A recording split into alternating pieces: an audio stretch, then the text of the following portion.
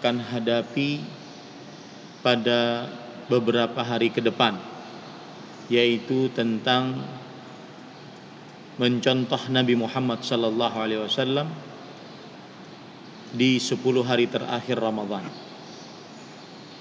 Mencontoh Nabi Muhammad sallallahu alaihi wasallam di 10 hari terakhir Ramadan. Ahibati hafizakumullah taala, kaum muslimin yang saya cintai karena Allah, semoga Allah Subhanahu wa taala selalu menjaga kita. Kita wajib meyakini bahwa Lailatul Qadar pasti selalu tetap keberadaannya di setiap bulan Ramadan, di setiap tahunnya, pada salah satu malam dari 10 malam terakhir di bulan Ramadan. Dan ini berdasarkan ijma' yang dinukil oleh Al-Imam Ibnul Mulaqqin rahimahullahu ta'ala di dalam kitab Al-I'lam bi Fawaidi Umdatil Ahkam. Beliau mengatakan, ajma'a man yu'taddu bihi minal ulama ala dawami Lailatul Qadar ila ad-dahr. Telah bersepakat siapa saja yang dianggap dari para ulama atas tetapnya Lailatul Qadar sampai akhir masa. Sampai akhir masa. Maka kita sebagai seorang muslim wajib meyakini bahwa Lailatul Qadar tetap keberadaannya di setiap bulan Ramadan, di salah satu malam dari 10 malam terakhir di bulan Ramadan di setiap tahunnya sampai hari kiamat. Dan kita wajib meyakini tentang keagungan dan keberkahan Lailatul Qadar. Makanya namanya Lailatul Qadar, yaitu malam yang penuh dengan keagungan. Al-Qadru bisa berbagai macam makna. Bisa maknanya adalah al-azmu, yang artinya keagungan. Bisa maknanya asy-syarafu, yang artinya kemuliaan.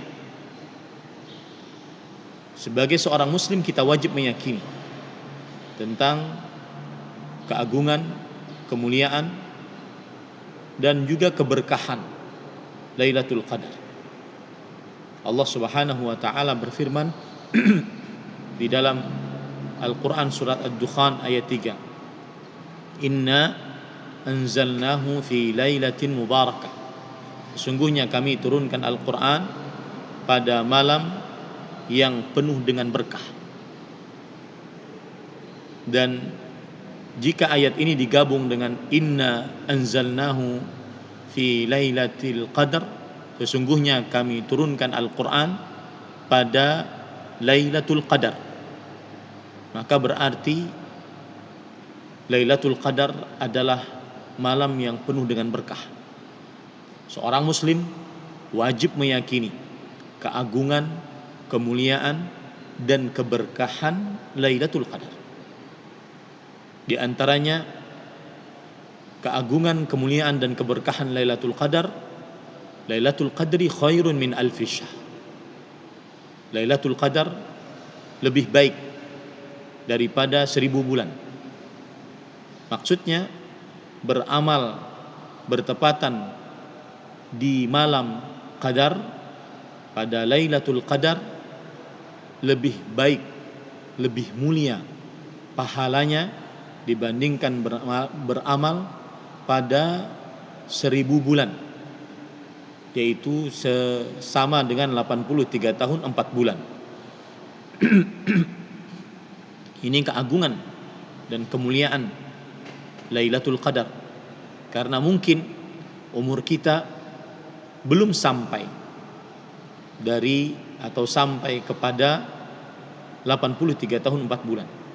Kalaupun sampai, maka tidak semua dari umur tersebut kita gunakan untuk beribadah kepada Allah Subhanahu wa taala. Kemudian keberkahan Lailatul Qadar juga, para malaikat pada malam tersebut turun. Tanazzalul malaikatu war-ruh, terutama malaikat Jibril alaihi salam. Dan para malaikat alaihimus salam ketika turun ke bumi, mereka tidak turun begitu saja, akan tetapi turun membawa keberkahan, kerahmatan, mendoakan orang-orang yang beribadah pada Lailatul Qadar untuk mendapatkan ampunan, rahmat, berkah dari Allah Subhanahu wa taala. Dan malaikat pada malam tersebut sangatlah banyak. Disebutkan oleh Rasul sallallahu alaihi wasallam, inna adada al-malaikah fi tilka al-lailah aktsaru min adadil hasa. Sesungguhnya jumlah bilangan para malaikat pada malam tersebut lebih banyak dibandingkan jumlah pasir-pasir, butiran-butiran pasir yang ada di atas muka bumi ini. Sangat banyak. Ini keberkahan, keagungan, kemuliaan Lailatul Qadar. Kemudian keberkahan, keagungan dan kemuliaan Lailatul Qadar, siapa yang beribadah bertepatan pada Lailatul Qadar, maka dia mendapatkan keselamatan di dunia dan juga keselamatan di akhirat dari api neraka. Salamun hiya hatta matla'il fajr. Keselamatan malam tersebut sampai terbit fajar. Kemudian keberkahan, kemuliaan dan keagungan Lailatul Qadar juga adalah siapa yang beribadah bertepatan pada Lailatul Qadar, maka dia akan menjadi orang yang sangat beruntung.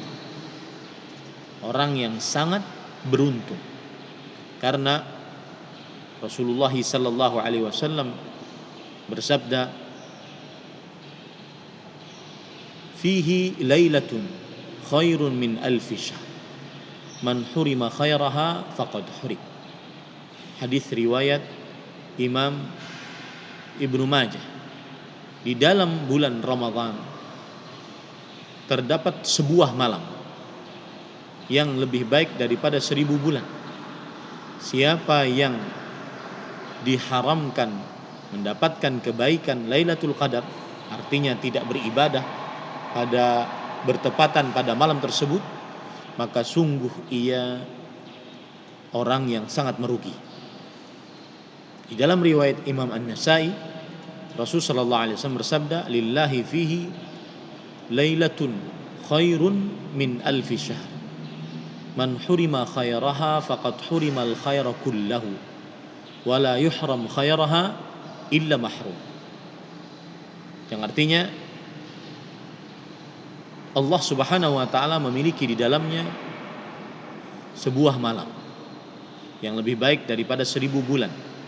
Siapa yang diharamkan mendapatkan kebaikan pada malam tersebut, maka sungguh ia telah diharamkan mendapatkan kebaikan seluruhnya.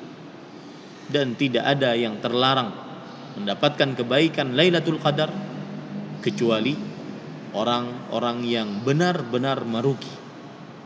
Ini keberkahan, keagungan, kemuliaan Lailatul Qadar. Bahkan kita bisa ambil dari hadis-hadis tadi dan ayat-ayat tadi, puncak keberkahan Ramadan adalah pada Lailatul Qadar. Seakan Ramadan kurang, bahkan mungkin tidak ada nilai jika seseorang tidak mendapatkan keberkahan Lailatul Qadar. Jika seseorang tidak beribadah bertepatan dengan Lailatul Qadar padahal dia hidup pada masa Ramadan tersebut. Kemudian yang kelima, keberkahan dan keagungan Lailatul Qadar adalah yaitu seseorang di Lailatul Qadar Allah paling banyak memerdekakan hambanya dari api neraka. Sebagaimana Rasulullah sallallahu alaihi wasallam bersabda, "Walillahi utaqa'u minan nar wa dzalika fi kulli lailah." Dan Allah Subhanahu wa taala memiliki hamba-hamba yang dibebaskan dari api neraka, dan itu di setiap malam Ramadan. Terutama lagi pada Lailatul Qadar. Dan makna dibebaskan dari api neraka adalah apabila dia malam itu meninggal ataupun tahun tersebut meninggal, maka dia dijamin surganya oleh Allah Subhanahu wa taala. Karena dia dibebaskan dari api nerakanya Allah Subhanahu wa taala. Ahibati hafizakumullah taala. Kaum muslimin yang saya cintai karena Allah. Lalu timbul pertanyaan besar, bagaimana kita bisa mendapatkan Lailatul Qadar?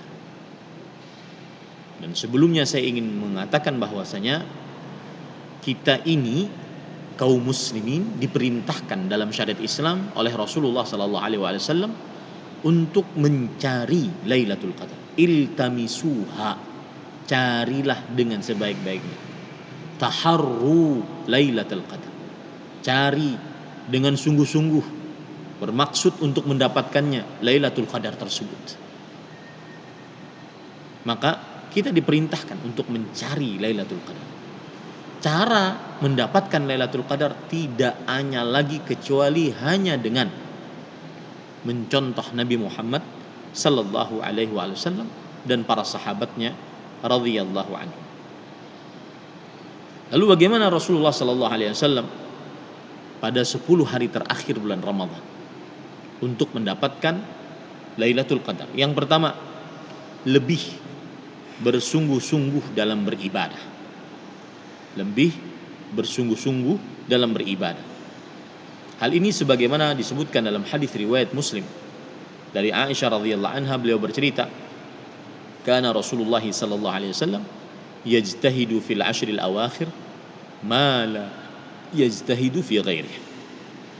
Adalah Rasulullah sallallahu alaihi wasallam senantiasa bersungguh-sungguh di 10 hari terakhir dari bulan Ramadan, tidak seperti sungguh-sungguhnya beliau pada selainnya. Para ulama rahimahumullahu ta'ala menjelaskan apa maksud bersungguh-sungguh di 10 hari terakhir bulan Ramadan, tidak seperti sungguh-sungguhnya beliau pada selainnya. Imam Al-Munawi rahimahullahu ta'ala menjelaskan yang dimaksud bersungguh-sungguh adalah yaitu menambah ibadah, menambah jumlah ibadah lebih daripada kebiasaan sebelumnya. Menambah jumlah ibadah lebih daripada kebiasaan sebelumnya. Kalau seandainya malam-malam Ramadan dia biasanya baca Quran setengah juz, maka dia mungkin baca 1 juz. Kemudian biasanya 1 juz dia baca 2 juz, biasanya 2 juz dia baca 4 juz, dan seterusnya. Menambah jumlah bilangan ibadah. Hal ini sebagaimana dikatakan oleh Imam Al-Munawi rahimahullah dalam kitab beliau Faidul Qadir. Beliau mengatakan, yajtahidu fihi minal ibadah fawqal 'adah wa yazidu fiha fil 'ashril awakhir min Ramadan bi ihya'i layalihi. Beliau bersungguh-sungguh di dalam 10 hari terakhir bulan Ramadan dalam beribadah di atas kebiasaan beliau dan menambah di dalamnya pada 10 hari terakhir dari bulan Ramadan. Kemudian para ikhwan yang dirahmati oleh Allah Subhanahu wa taala, ini juga dikatakan oleh Al-Imam Al-Mula Ali Al-Qari rahimahullah di dalam kitab beliau Mirqatul Mafatih. Beliau mengatakan wal azhar annahu yajtahidu fi ziyadatin ta'ah wal ibadah ma la yajtahidu fi ghairi. Dan yang lebih kuat kemungkinannya adalah bahwa beliau bersungguh-sungguh dalam menambah ketaatan dan ibadah, tidak seperti sungguh-sungguh pada selainnya, yakni 10 hari terakhir. Jadi menambah jumlah ibadah. Ada lagi yang menafsiri bahwasanya bersungguh-sungguh beribadah di 10 hari terakhir bulan Ramadan lebih daripada selainnya. Maksudnya adalah memperpanjang ibadah. Memperpanjang ibadah. Seperti misalkan di dalam sholat, rakaatnya dipanjangi tanpa menambah jumlah rakaat, tetapi rakaatnya, sholatnya dipanjangi. Berdirinya panjang, rukunya lama, sujudnya lama, duduk di antara dua sujudnya lama, tasyahudnya lama.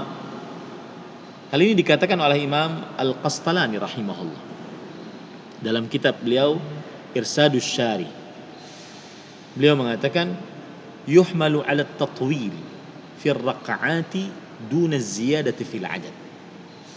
Yang artinya beliau menambah bersungguh-sungguh beribadah di 10 hari terakhir bulan Ramadan tidak seperti sungguh-sungguh beliau pada selainnya. Maksudnya adalah tambah panjang pada rakaat-rakaat sholat tanpa menambah pada jumlah bilangannya. Ini juga dikatakan oleh Imam Al-Mubarakfuri rahimahullah, anna ziyadata fil ashr al-awakhir yuhmalu ala tatwil duna ziyadati fil adad. Bahwasanya bersungguh-sungguh beribadah di 10 hari terakhir maksudnya adalah menambah panjangnya rakaat, tidak menambah jumlah bilangan rakaat. Ini yang pertama, mencontoh Nabi Muhammad sallallahu alaihi wasallam.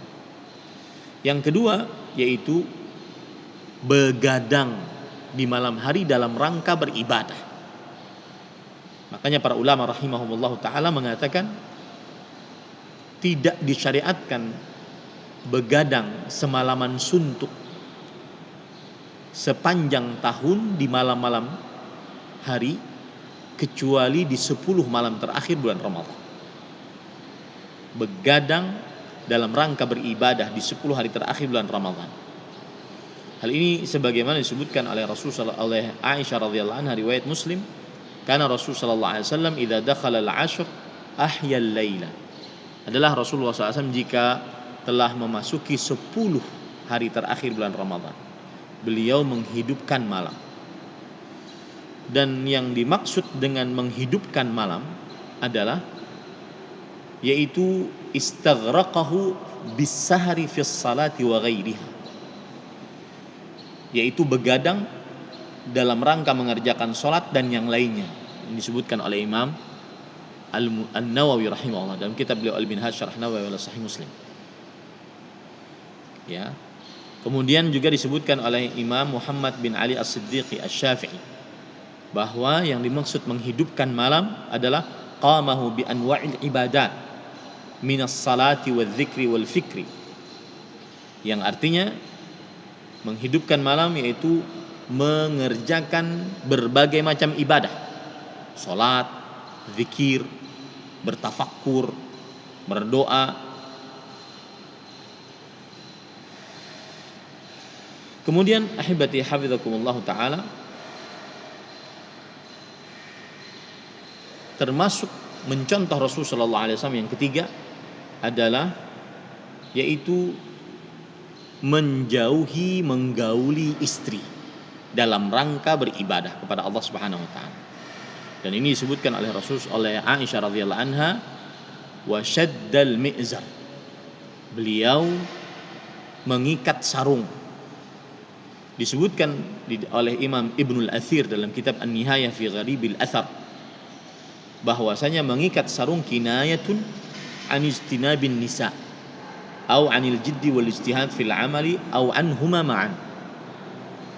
Yang dimaksud mengikat sarung adalah bahasa kiasan untuk menjauhi menggauli istri atau untuk beribadah dan sungguh-sungguh dalam beribadah, atau kedua-duanya. Menjauhi menggauli istri di 10 malam terakhir bulan Ramadan meskipun tidak haram, atau mengerjakan sungguh-sungguh ibadah, atau menggabungkan kedua-duanya ini. Makanya beliau beriktikaf untuk memutuskan hubungan dengan istri, anak. Ini hal yang ketiga. Hal yang keempat adalah membangunkan anak-anak dan istri.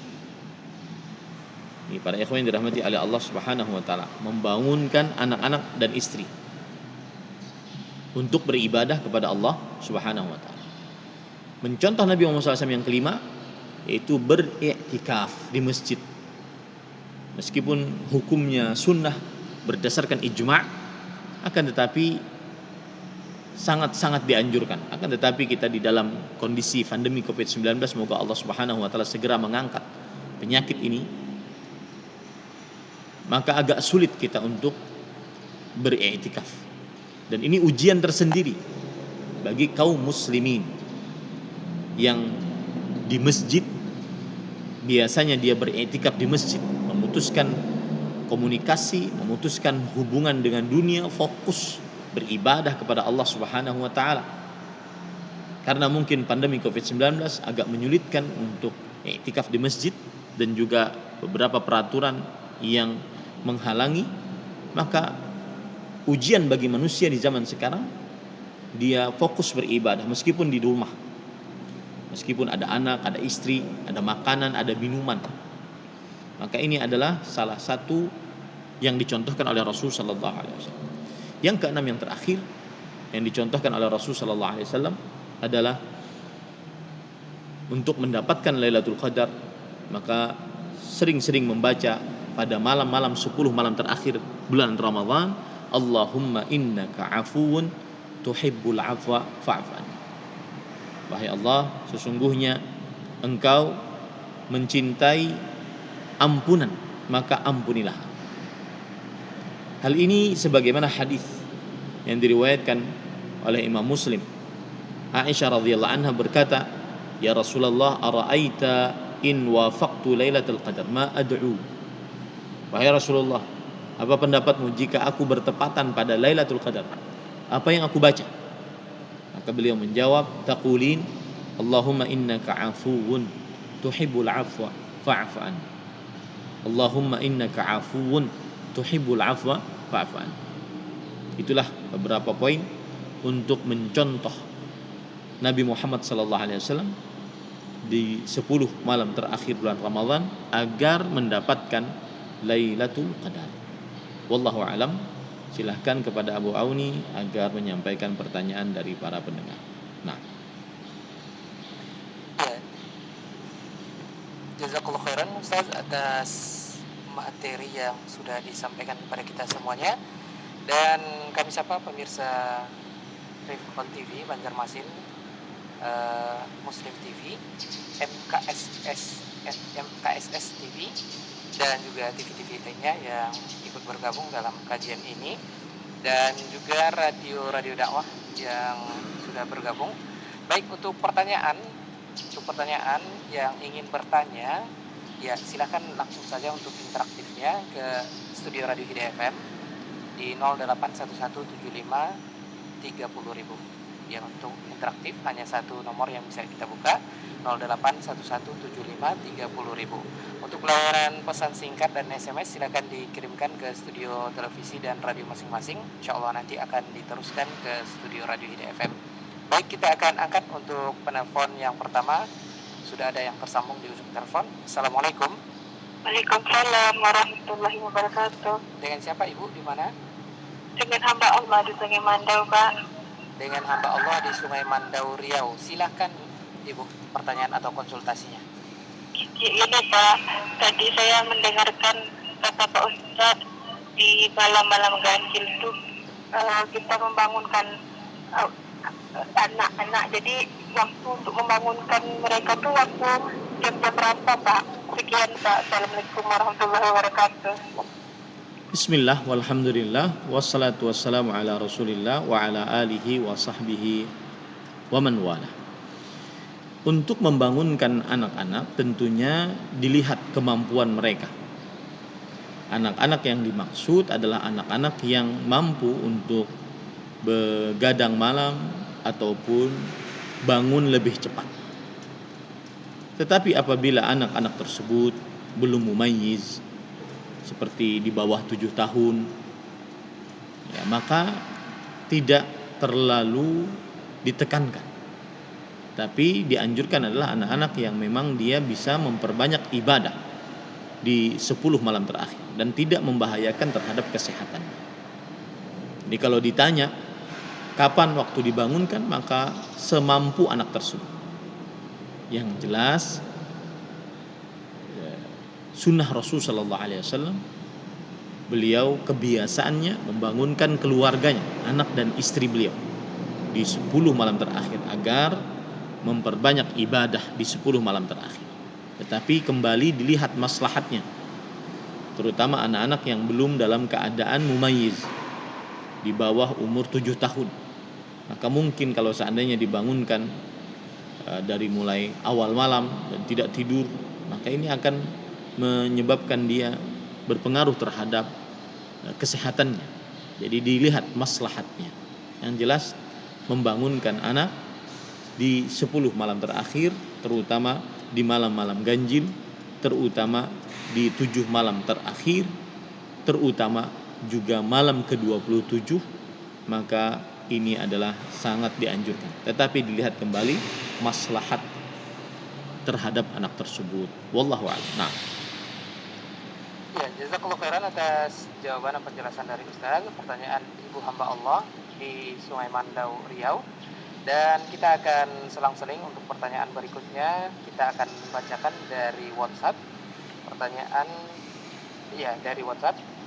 Ya, izin nanya Ustaz, 10 malam terakhir ini dimulai sejak tanggal 20 atau 21 ya Ustaz? Karena kan Ramadan bisa 29 hari, garis miring 30 hari. Jazakumullahu khairan. Bismillah, walhamdulillah, wassalatu wassalamu ala rasulillah wa ala alihi wa ashabihi wa man wala. 10 malam terakhir dimulai dari malam yang ke-21. Meskipun mungkin malam atau hari, jumlah hari Ramadan terkadang 29 ataupun 30. Akan tetapi dimulai dari malam yang ke-21. Hal ini berdasarkan isyarat dari Rasul sallallahu alaihi wasallam ketika beliau beriktikaf. Beliau masuk ke dalam tempat i'tikaf pada malam ke-21. Menunjukkan bahwasanya dari mulai malam ke-21 disebut sebagai 10 malam terakhir. Meskipun toh nanti hanya 29 malam, karena Ramadannya mungkin 29 hari, tetap saja dia dinamakan 10 malam terakhir dengan sandaran bahwasanya 20 hari pertama sudah lewat, sehingga kita anggap 10 hari terakhir dari Ramadan. Meskipun sekali lagi Ramadannya hanya 29 hari jika memang terlihat hilal pada hari yang ke-29. Wallahu a'lam. Nah. Ya, jazakumullah khairan atas jawaban dan penjelasan dari Ustaz. Ya, pertanyaan datang dari WhatsApp tadi. Ya, sudah jelas walaupun 29 hari sudah dijawab oleh Ustaz. Baik, kita akan angkat satu lagi pertanyaan dari WhatsApp. Mungkin ini mewakili pertanyaan dari banyak kaum muslimah ya. Pertanyaannya, Bismillah, semoga Ustaz dan semua kaum muslimin diberkahi dan dalam lindungan Allah Subhanahu wa taala. Amin. Ustaz, apakah seorang wanita yang haid atau sakit dan tidak bisa i'tikaf di masjid bisa mendapatkan Lailatul Qadar dengan dia banyak melakukan ibadah di rumahnya malam itu? Jazakallahu khairan Ustaz atas jawabannya. Bismillah, walhamdulillah, wassalatu wassalamu ala rasulillah wa ala alihi wa sahbihi wa man wala. Konsep umum mendapatkan Lailatul Qadar adalah beribadah bertepatan pada malam yang ditentukan oleh Allah. Malam tersebut adalah Lailatul Qadar. Itu konsep umum, beribadah pada malam yang sudah ditentukan Allah Subhanahu wa taala di setiap tahunnya di dalam bulan Ramadan, di 10 hari terakhir bulan Ramadan, beribadah pada malam yang sudah ditentukan oleh Allah, yaitu pada Lailatul Qadar. Maka dia mendapatkan Lailatul Qadar. Apakah dia laki-laki atau perempuan, orang muda atau orang tua, kaya, miskin, ahli taat, ahli maksiat, pemimpin, rakyat jelata, wanita suci atau wanita haid. Setiap orang yang beribadah pada malam yang telah ditentukan oleh Allah Subhanahu wa taala, malam tersebut adalah Lailatul Qadar, maka berarti dia mendapatkan Lailatul Qadar. Begitu konsepnya. Tidak ada pembatasan antara wanita suci dengan wanita yang haid. Ini satu. Yang kedua, wanita yang haid di 10 hari terakhir bulan Ramadan tetap dapat kesempatan untuk mendapatkan Lailatul Qadar asalkan dia beribadah bertepatan pada malam tersebut. Tidak tidur, tidak mengerjakan kesibukan yang lain yang melalaikan dari ibadah. Dan wanita haid di 10 malam terakhir bulan Ramadan, dia dapat mengerjakan ibadah apa saja kecuali sholat, kecuali puasa, kecuali memegang mushaf, dan kecuali tawaf di Baitullah. Karena ibadah-ibadah tersebut wajib disyaratkan terlepas dari haid dan nifas. Adapun ibadah-ibadah lainnya seperti berdoa, berzikir, membaca Al-Quran dari hafalan atau memegang Al-Quran dengan alas, maka ini semua diperbolehkan. Bersedekah pada malam-malam 10 malam terakhir bulan Ramadan, memberikan nasihat, memberikan amar ma'ruf nahi mungkar, berbakti kepada kedua orang tua, berbuat baik kepada tetangga. Ini semua adalah amal saleh yang apabila dikerjakan oleh seseorang pada 10 malam terakhir dan bertepatan dengan Lailatul Qadar, maka dia mendapatkan pahala lebih baik daripada beramal ibadah selama 1000 bulan, yaitu sama dengan 83 tahun 4 bulan. Hibati hafizakumullah ta'ala. Wallahu a'lam. Ya, jazakallahu khairan atas jawaban penjelasan dari Ustaz. Mudah-mudahan bermanfaat dan bisa didengarkan oleh kaum muslimah khususnya. Baik, kita akan angkat untuk penanya dari interaktif 08117530000. Silakan yang di ujung telepon. Assalamualaikum. Ini Pak dengan Harahap dari Riau Pekanbaru. Bapak Harahap di Pekanbaru Riau. Silakan Bapak Harahap. Assalamualaikum Pak Ustaz. Waalaikumsalam warahmatullahi wabarakatuh. Pak Harahap. Maaf ini Pak Ustaz, pertanyaan saya di luar tema ini Pak. Begini Pak, saya melihat di zaman sekarang ini sudah layaknya sudah banyak ini suami-suami yang dayus, karena banyak kita lihat, kita dengar di telepon-teleponan antara ahwat yang punya suami dengan laki-laki lain. Nah, batasan yang dicemburui itu seperti apa Pak? Apakah seperti ini belum wajar kita cemburui di menurut syariat agama kita? Karena sudah jeli kita mendengarnya. Bahkan kita ada pun dekat dia itu nggak peduli lagi. Karena telepon-telepon itu kan sesuatu yang lumrah di zaman sekarang ini. Kalau kita menegurnya, telepon-telepon aja, kok nggak cemburu? Yang cemburu kita dong, itu kata orang misalnya kan. Jadi Mohon penjelasannya Pak, seperti apa? Apakah ini belum wajar dicemburui semuanya terjadi pada diri kita sendiri? Terima kasih atas penjelasannya. Assalamualaikum warahmatullahi wabarakatuh. Waalaikumsalam warahmatullahi wabarakatuh. Bismillah walhamdulillah wassalatu wassalamu ala Rasulillah. Jazakumullahu khairan kepada Bapak Harahap di Pekanbaru Riau, dan saya sangat mengapresiasi atas perasaan yaitu tidak bersikap dayuth dan mempunyai rasa ghairah, rasa cemburu untuk menjaga kesucian, kemuliaan, marwah istri dan anak-anak perempuan, yang mana betul di zaman sekarang sangat berkurang perasaan tersebut, dan kita harus tetap menjaga perasaan tersebut meskipun dianggap aneh oleh orang.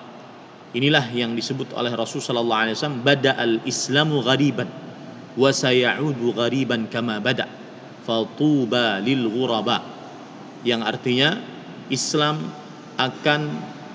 telah datang dalam keadaan asing, dianggap asing dengan ajarannya, padahal ajarannya mendatangkan kebaikan, dan akan kembali dianggap asing. Maka berbahagialah mendapatkan surga bagi orang-orang yang asing yang mengerjakan Islam dengan sebenarnya.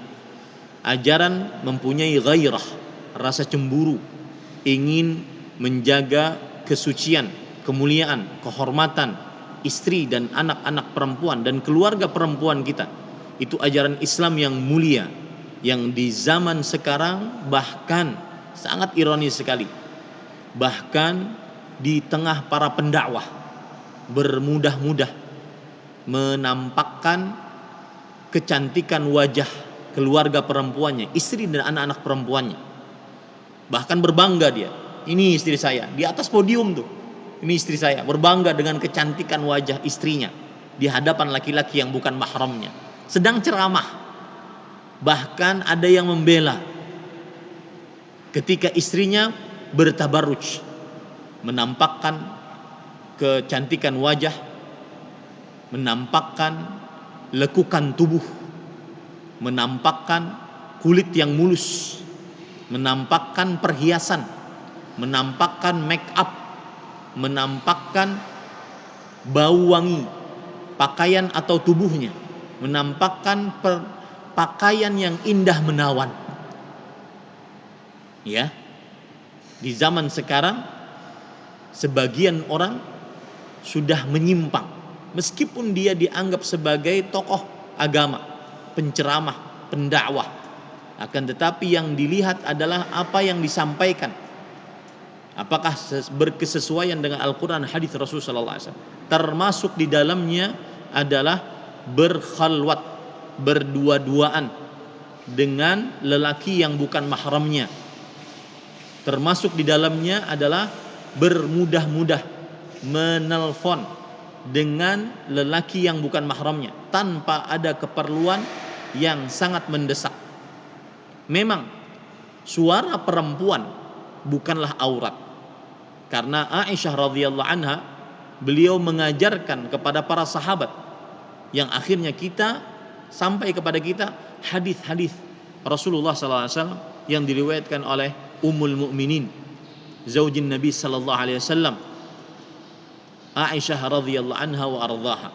Akan tetapi bermudah-mudah menelpon dengan lelaki yang bukan mahram, yang mana tidak ada keperluan, atau bisa diwakilkan dengan keluarga lelakinya, maka ini termasuk daripada bermudah-mudah dan harus dijauhi.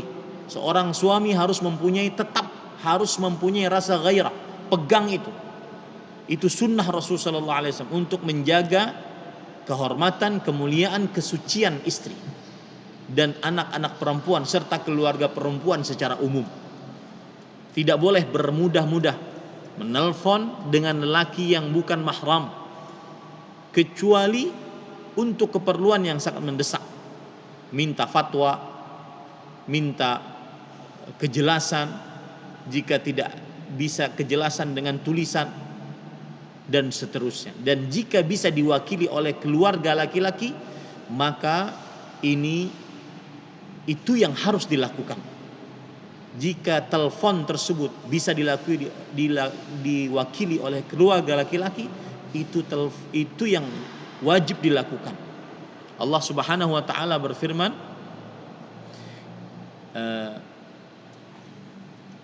fala takhdha'na bil qaul fayatma'a alladhi fi qalbihi marad. Maka janganlah kalian melemah lembutkan ucapan, maka sehingga berkeinginanlah orang yang ada penyakit di dalam hatinya. Apabila seorang perempuan berlemah lembut saat berbicara dengan laki-laki, baik bicara secara langsung ataupun melalui telepon. Dan syaitan licik, syaitan sudah ahlinya mengganggu manusia.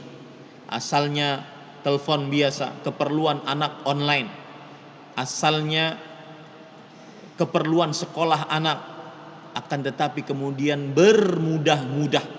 Ini yang kita larang dan kita cegah, bermudah-mudah. Itu yang disebut oleh para ulama sadduz dzari'ah, menutup segala kemungkinan untuk menghantarkan kepada keburukan. Maka saya sepakat dengan Bapak Harahap dari Pekanbaru Riau bahwa di zaman sekarang sebagian lelaki sudah memiliki sifat dayyus, dan ini harus kita nasihati laki-laki agar memiliki sifat ghairah, mempunyai rasa cemburu, ingin menjaga anak istri, anak perempuan istri, dan juga keluarga-keluarga perempuan untuk berhubungan, berkomunikasi, berinteraksi dengan laki-laki yang bukan mahramnya. Karena semakin kita tidak mengingatkan, semakin kita membiarkan, maka akan membuka sedikit demi sedikit kemudahan-kemudahan. Ya, jangan terpesona dengan orang masyhur yang menampakkan istrinya di hadapan laki-laki yang bukan mahramnya dalam keadaan berdandan. Itu tabarruj dan itu dosa besar.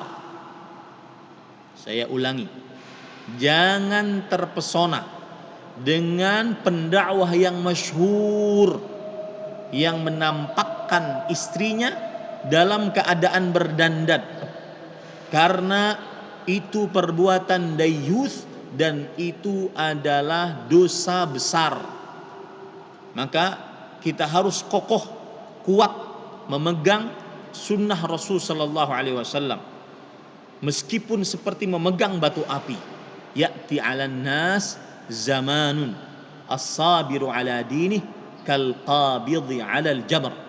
Akan datang kepada manusia masa orang yang bersabar di atas agamanya seperti memegang batu api. Wallahu a'lam. Na'am.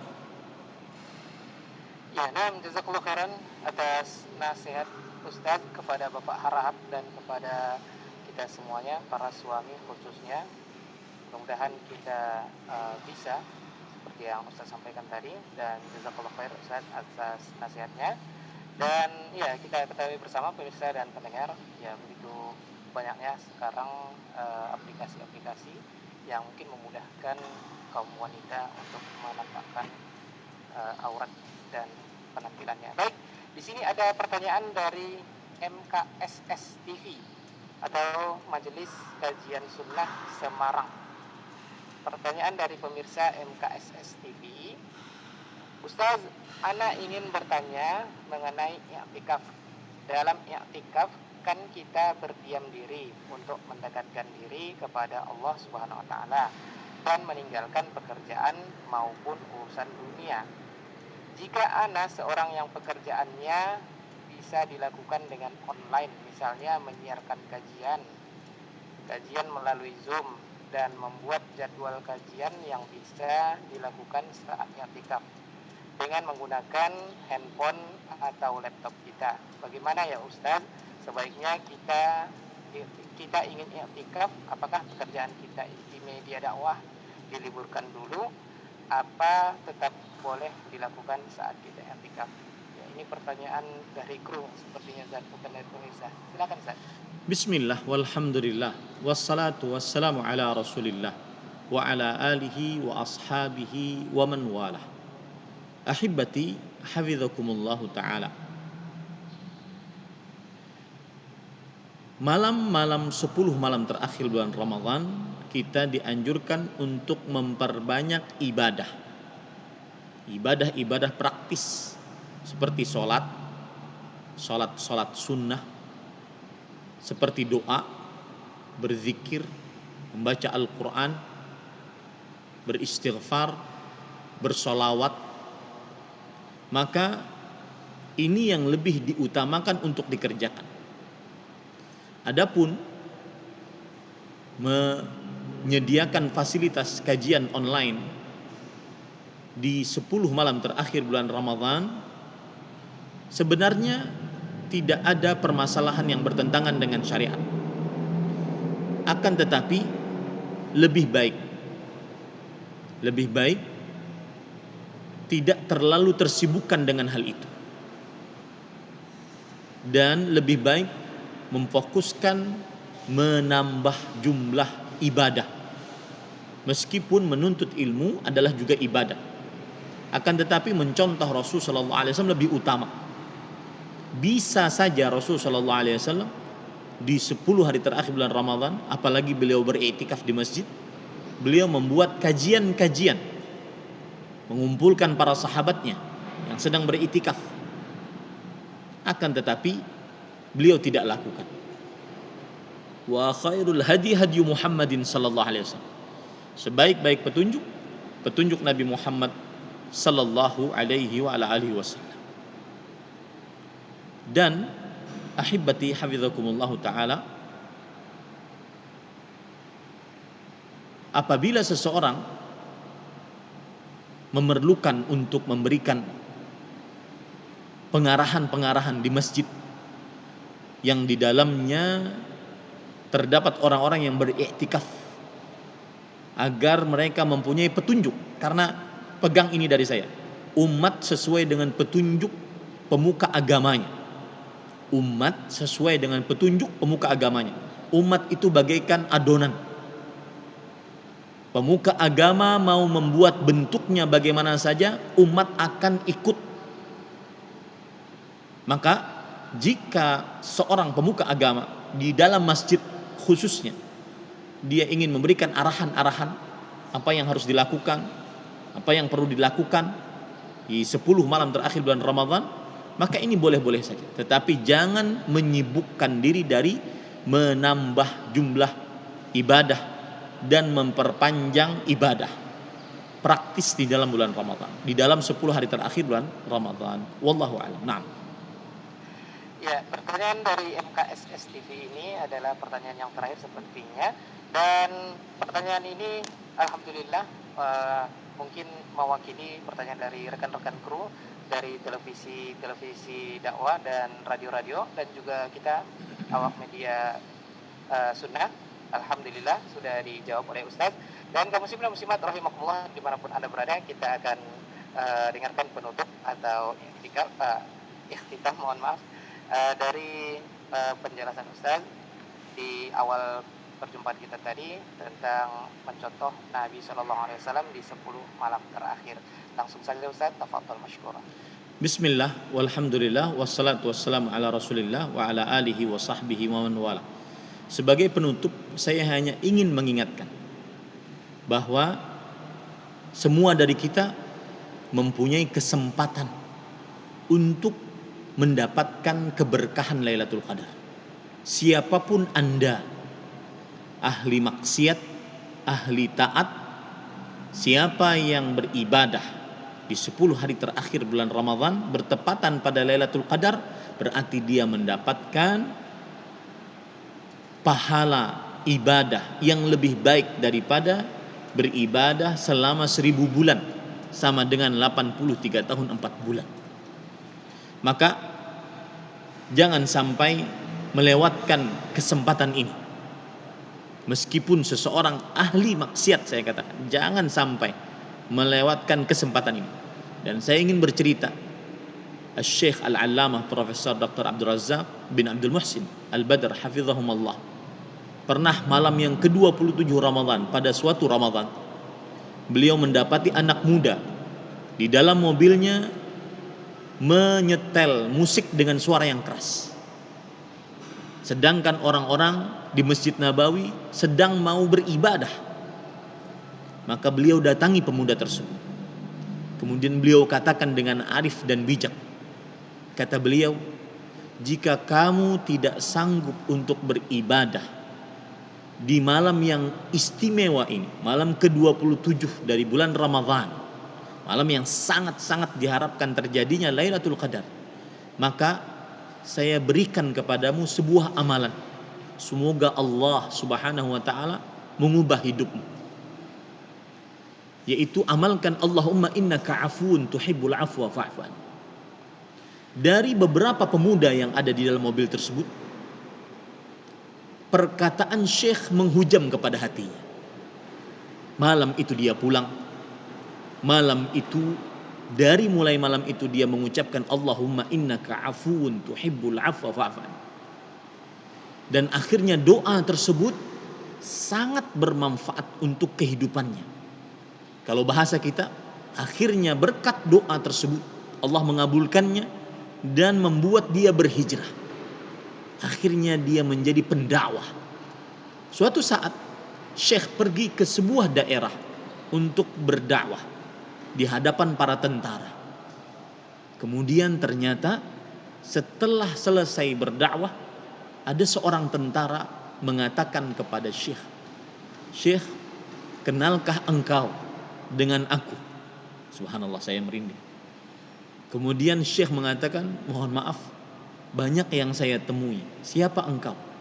Aku adalah pemuda yang dulu engkau nasihati di malam ke-27 Ramadhan agar membaca doa Allahumma innaka afun tuhibbul afwa fa'fu anni.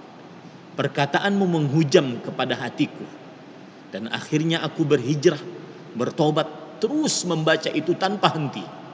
Akhirnya aku menjadi seorang tentara, dan di tentara ini aku sebagai pendakwah. Lihat bagaimana seorang yang ahli maksiat di 10 malam terakhir bulan Ramadan, jika dia beribadah bertepatan pada Lailatul Qadar, maka dia tetap akan mendapatkan keberkahan Lailatul Qadar. Dia tetap akan mendapatkan keagungan, kemuliaan Lailatul Qadar. Wahai kawan-kawanku yang sedang asyik masyuk untuk bermaksiat, padahal di dalam hati kecilnya ingin sekali bertobat, tetapi mungkin ada perasaan, mana mungkin tobat saya diterima, dosaku sangat banyak. Maka jangan pernah remehkan keberkahan Lailatul Qadar. Jangan pernah remehkan keagungan, kemuliaan Lailatul Qadar. Allah Subhanahu wa taala membukakan pintu rahmatnya pada Lailatul Qadar. Allah Subhanahu wa taala memiliki hamba-hamba yang dibebaskan dari api neraka pada Lailatul Qadar. Cukupkan di 10 hari terakhir bulan Ramadan ini. Siapa tahu engkau termasuk orang yang dirahmati oleh Allah. Siapa tahu engkau termasuk orang-orang pilihan Allah Subhanahu wa taala untuk merubah hidup di 10 hari terakhir bulan Ramadan ini. Tahun ini, bukan tahun depan, tahun ini. Semoga kita semua diberikan kesehatan, afiat untuk bisa beribadah di 10 malam terakhir bulan Ramadan. Jaga kesehatan wahai saudaraku. Semoga Allah Subhanahu wa taala memberikan taufik, petunjuk, kemudahan untuk mengerjakan seluruh apa yang Allah Subhanahu wa taala cintai dan diridhai olehnya di 10 malam terakhir bulan Ramadan. Dan terakhir pesan saya, wal baqiyah khairun minal madiyah. Hari-hari yang tersisa dari bulan Ramadan sekitar 12 hari atau 11 hari saja, ini lebih mulia dibandingkan yang sudah lewat. hari-hari yang tersisa lebih mulia dibandingkan hari-hari yang sudah lewat. Maka yang sudah beramal ibadah di awal-awal bulan Ramadan, jangan ujub, jangan pernah merasa sudah banyak ibadah, akhirnya loyo di puncak keberkahan Ramadan. Hadza wallahu alam wa sallallahu nabiyana Muhammad walhamdulillahi rabbil alamin. Wassalamualaikum warahmatullahi wabarakatuh. Waalaikumsalam warahmatullahi wabarakatuh. Jazakallah khairan kita ucapkan kepada guru kita, buya kita, Ustaz Ahmad Zainuddin LC Al-Banjari hafizahullah ta'ala, yang menutup statement atau perjumpaan kita ini dengan ikhtitam kisah yang mengharukan dari Syekh Abdul Razak bin Abdul Masin Al-Badar hafizahullah ta'ala, yang pernah juga menginjakkan kakinya ke kota tercinta kita ini, Pekanbaru, Riau. Dan ya, Ustaz Ahmad Zainuddin LC Al-Banjari hafizahullah ta'ala juga pernah mendatangi kita kemari. Dan kaum muslimin dan muslimat rahimakumullah dimanapun Anda berada, mudah-mudahan dan konsultasi kita manfaat bagi kita dan bisa kita amalkan di 10 hari malam terakhir bulan Ramadan ini. Jazakallah khairan kita ucapkan sekali lagi kepada guru kita, Buya, rekan-rekan kru semua.